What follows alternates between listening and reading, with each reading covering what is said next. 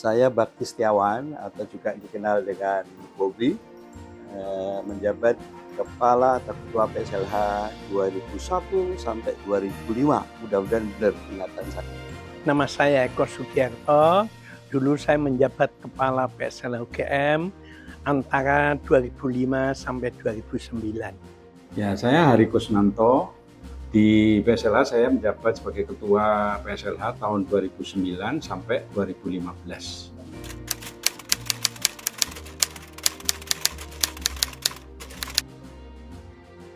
Ingat-ingat ya, itu kan berapa puluh tahun yang lalu ya. Tapi rasanya ya seperti juga kepribadian saya yang katanya orang ramah, friendly, kolegial, tidak melihat saya sendiri sebagai bos atau sebagai kepala. Tampaknya kalau nggak salah mudah-mudahan begitu. Itu ikatan saya yang saya bawa sampai sekarang. Gaya pemimpinan saya ya santai aja, guyon. Orang tuh nyebutnya saya menggunakan model afilitatif dan otoritatif. Afilitatif itu menjalin komunikasi yang harmonis antara pimpinan dengan staf maupun antar staf.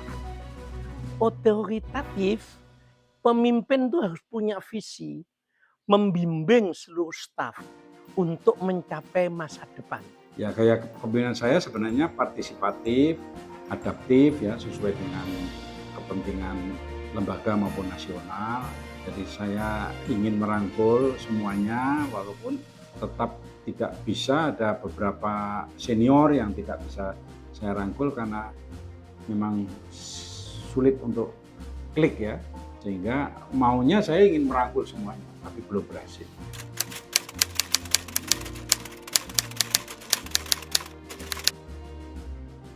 Mungkin kalau saya bisa recall waktu itu ya lalu menjadikan, meskipun bukan karena saya ya, tapi saya kira saya memperkuat rasa kekeluargaan PSLH. Saya kira itu yang mungkin saya ingat, yang sampai sekarang pun meskipun saya jarang ke sana itu masih merasakan satu pengalaman batin ya, sebagai satu keluarga besar yang luar biasa untuk semua teman-teman di PSLH. Dampak positifnya yang saya rasakan itu pekerjaan meningkat, semua mengerjakan pekerjaan itu dengan legowo, dengan senyum, satu sama lain kompak, rukun, dan disiplinnya meningkat. Dampak positifnya tidak terlalu mencolok ya, ada beberapa kerjasama internasional. Kita pernah dapat mahasiswa dari Amerika yang sempat tinggal di situ, lalu ada juga kerjasama dengan Swedia, cuma memang belum terlalu berkembang ya. Tapi secara umum waktu itu banyak pekerjaan terkait dengan AMDAL, penilaian AMDAL. Kalau proyek-proyek penelitian yang besar memang waktu kita banyak terserap di situ, di persoalan AMDAL ya.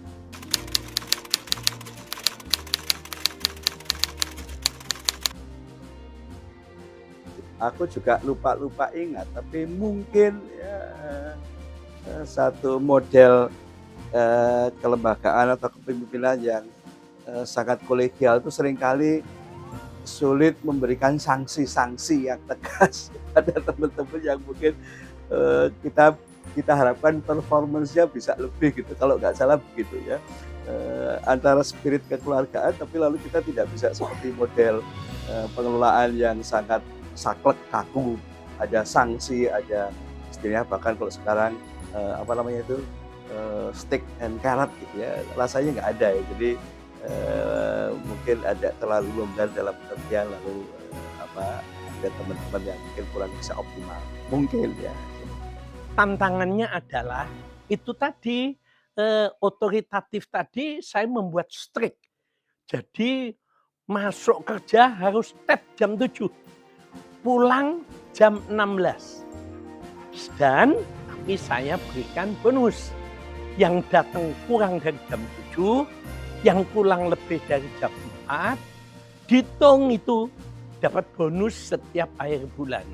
Tapi yang terlambat, dihitung keterlambatannya berapa, dalam 1 tahun cutinya dipotong. Nah ini yang sering lalu mendapat menggerutu gitu kan. Nah, Ya ketika itu memang karena ibaratnya persoalan lingkungan itu kan darah manis yang diperebutkan banyak laki-laki gitu ya. Jadi seakan-akan bersaing tapi sebenarnya kita tuh ingin bekerja sama. Jadi senior-senior punya kelompok-kelompok tersendiri yang juga bekerja dalam lingkungan, termasuk juga dari universitas lain, dari swasta maupun pemerintah ya. Itu memang sebenarnya ada wadahnya di pusat itu ya, KLH itu ada wadahnya, tetapi dalam pekerjaannya di lapangan juga tidak bisa bekerja sama dengan baik.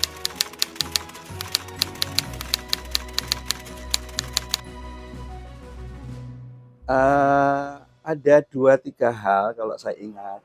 Pertama adalah bagaimana menjadikan PSLH itu sebagai unit UGM yang mempunyai jaringan network yang luas.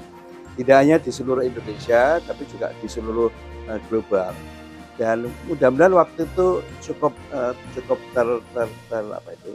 tersampaikan ya semangat itu.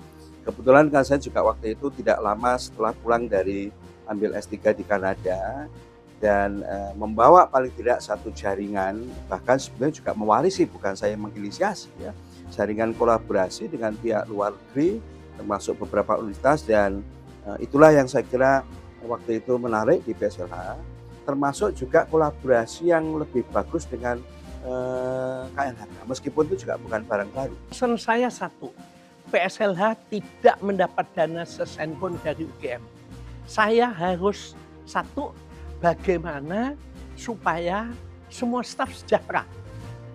Itu supaya semua staf sejahtera, kita harus project oriented dan profit oriented, baik menyangkut pelatihan maupun menyangkut penelitian kerjasama dengan luar. Meskipun ada yang kadang-kadang ya kelemahannya otoritatif itu kan seperti otoriter, ini harus jadi, nah itu.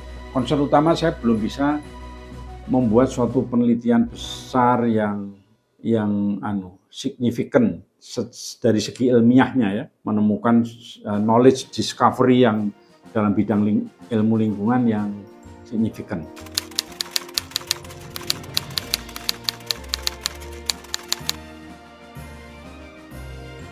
Aku harus ingat-ingat semua berkesan ya, tapi saya kira ada satu hal yang kecil, di mana karena saking terkenalnya program pelatihan di PSLH, itu sampai pesertanya membludak ya.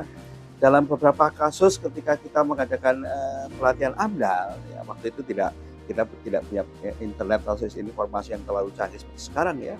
Bayangkan kalau pas hari H, yang kita siapkan satu kelas untuk kapasitas 80, itu tiba yang datang 200 semua.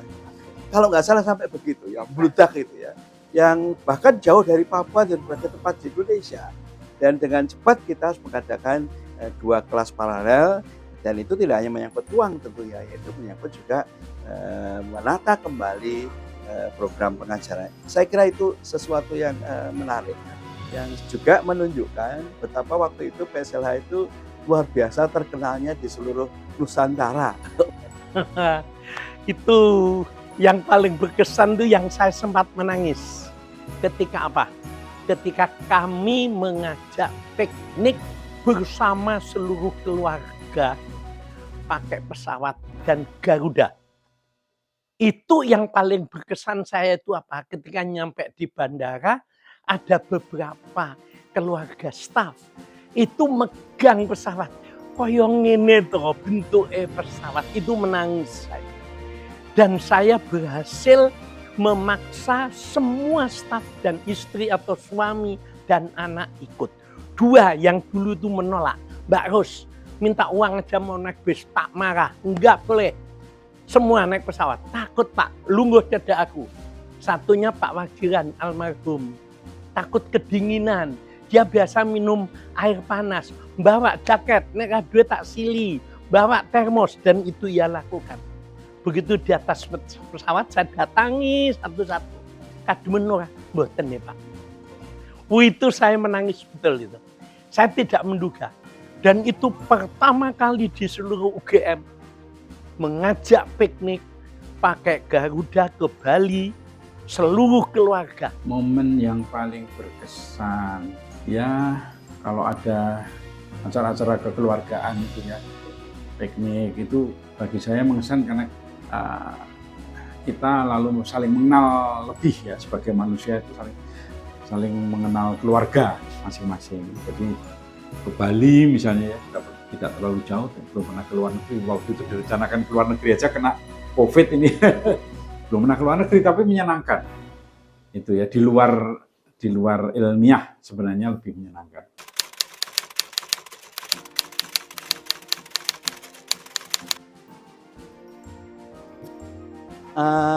Ya profesionalitas ya, termasuk akuntabilitas di bidang keuangan.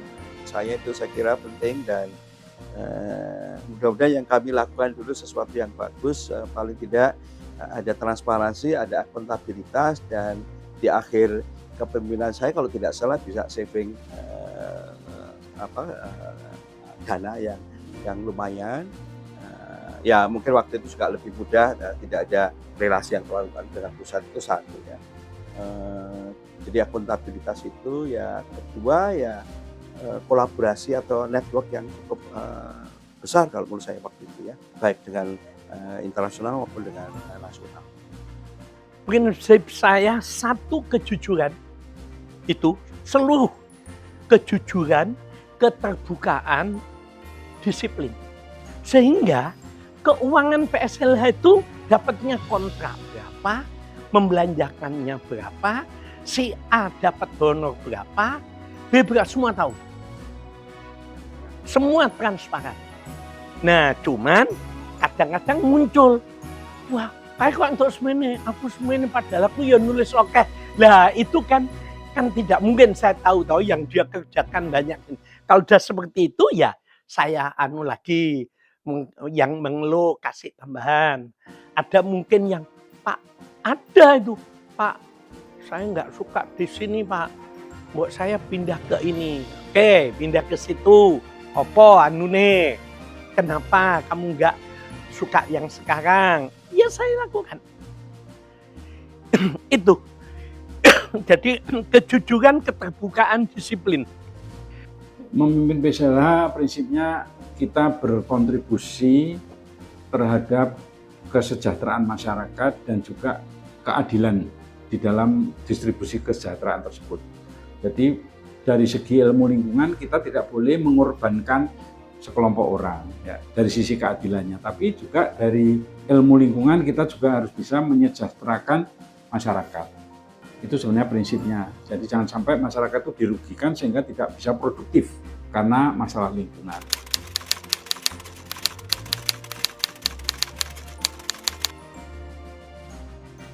Saya harus mengakui tidak cukup jeli mengamatinya, tapi kira-kira kan begini. Dulu zaman saya itu memang ada kritik bahwa PSLH itu dibandingkan pusat studi lain terlalu berorientasi pada pelatihan, capacity building. Karena di pusat studi kok kerjaannya main program pelatihan ya. Saya waktu itu menjawabnya ya itu menunjukkan demand pengembangan kapasitas yang besar di seluruh Indonesia. Tadi saya ceritakan sampai 200 data ingin kursus AMDAL, masa kita tolak ya.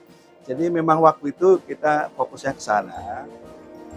Yang di akhir pimpinan saya sudah pesankan pada teman-teman dan Bapak sudah mulai dikembangkan, yaitu bagaimana PSLH memperluas cakupan bidangnya, baik pendidikan tetap ya berulang, tapi juga ada kolaborasi riset dan konsultasi dengan pihak lain, terutama yang riset ya, namanya pusat studi ya.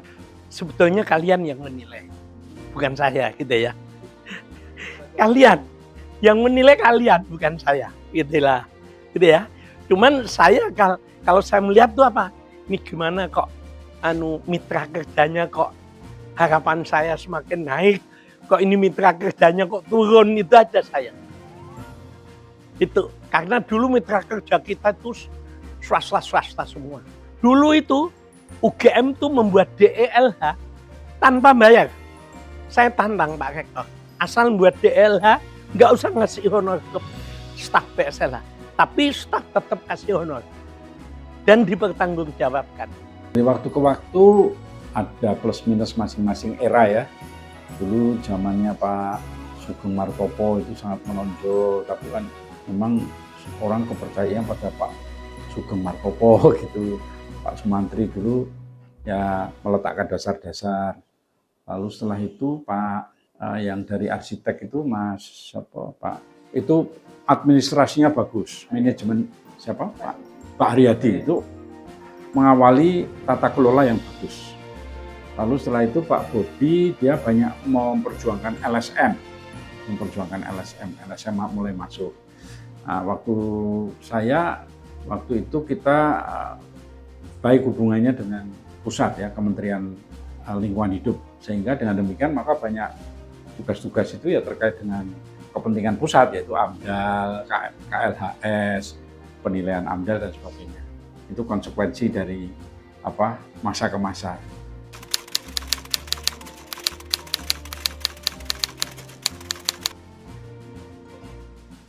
Sejak dulu sebetulnya sudah antara menjadi ya.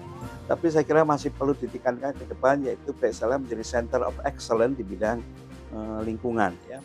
Dan itu sangat dimungkinkan, terutama dengan resources yang luar biasa di UGM. Kita punya beberapa fakultas dibandingkan dengan teman-teman lain, universitas lain yang mungkin tidak punya sumber daya multi interdisciplinary, sehingga itu memungkinkan PSLH menjadi Center of Excellence di bidang lingkungan dalam pengertian yang luas ya.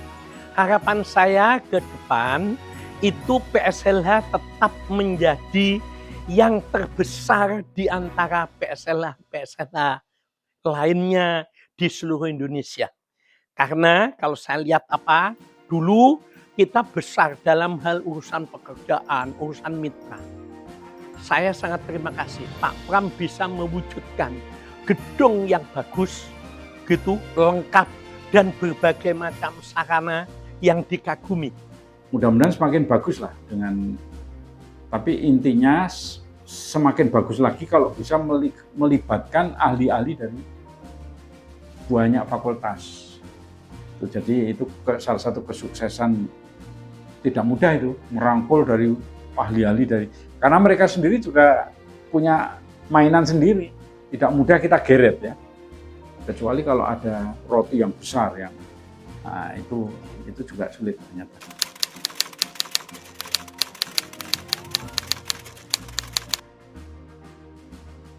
Mungkin profesionalisme dan motivasi ya. Orang yang bergerak di bidang lingkungan itu dibutuhkan satu profesionalisme di tengah mungkin bahkan orang mengatakan mempersoalkan mengenai kepakaran ya, matinya pakar ya. Maka orang-orang di bidang lingkungan itu harus meningkatkan kepakarannya untuk menunjukkan pada publik kita bisa memberikan kontribusi yang saintifik, akademik, dan bisa dipercaya. Dan itu saya kira di tengah persoalan lingkungan yang sangat kompleks, multidimensi, kita terus harus percaya bahwa pendekatan akademis di bidang lingkungan akan memberikan manfaat bagi publik. Itu satu. Kedua ya, sampai sekarang itu tampaknya kalau bicara lingkungan itu kita masih harus berpikir mengenai bagaimana secara keseluruhan menjadikan lingkungan sebagai satu movement atau gerakan environmental movement. Itu yang kita di perguruan tinggi mungkin harus punya spirit juga menjadi aktivis lingkungan ya. Jadi kan profesional itu berarti kita pakar ya. Tapi pakar saja tidak cukup, karena yang diperlukan di Indonesia itu gerakan lingkungan, dan itu membutuhkan semangat aktivisme ya. Selama itu kadang-kadang kita hanya duduk di perguruan tinggi, melakukan pengamatan, penelitian, memberikan tadi advokasi, tapi mungkin ke depan kalau kita bisa membangun gerakan lingkungan bersama dengan seluruh elemen pemangku kepentingan di bidang lingkungan, termasuk civil society, ya, publik, kita harus juga punya relasi yang sangat erat dengan publiknya. Saya hanya ingin bagaimana kesejahteraan staf itu diperhatikan. Satu, ya kan? Karena kalau staf itu sejahtera akan rukun, ya kan? Rukun diiringi keterbukaan, kejujuran, kepercayaan publik akan meningkat.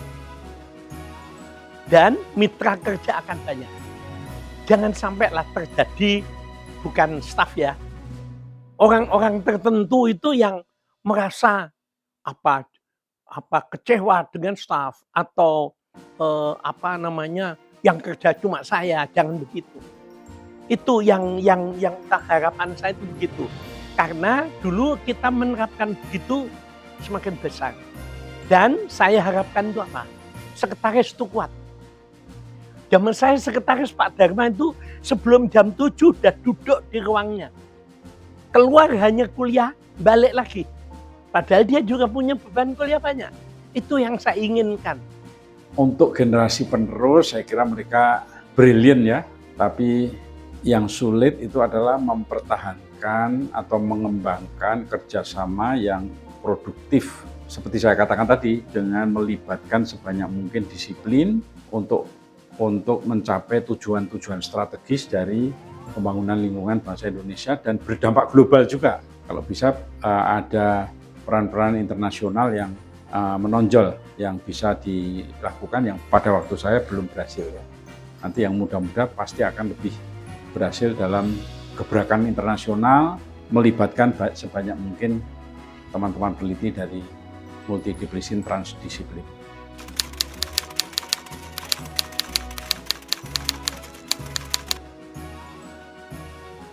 PSLH Center of Excellence di bidang lingkungan, tidak hanya di Indonesia, tapi juga di dunia.